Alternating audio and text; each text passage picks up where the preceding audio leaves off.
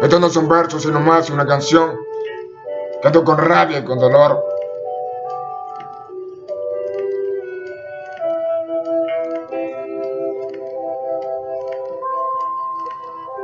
Historia.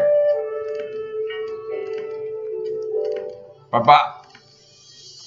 Lo que recuerdo es querer ser como papá. Me pregunta ahora dónde él está, en el cielo, ¿no? Correr hacia sus brazos, vamos a mirar a los payasos para sonreír. Sí, te fuiste de aquí, hay un vacío en mí. No quiero que mi hijo se sintiera así. Prometo ser mejor que ti. Lo que no fuiste lo seré. Desearía ser un bebé, no preocuparme por el dolor que esta cicatriz marca mi mal humor. Arranca este sabor.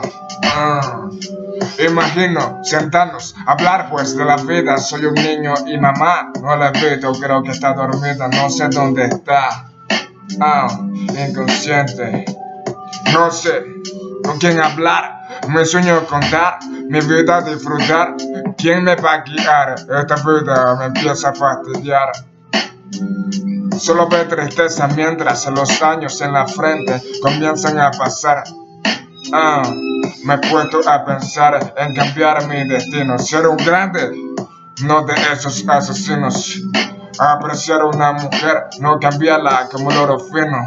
Ser diferente al resto, que digan oh, sí. Él es un caballero o un dios aquí. Amor para amarte, es que yo he nacido. Esta canción siempre versátil. Es que ha pasado mucho tiempo en el cual yo besé tu piel.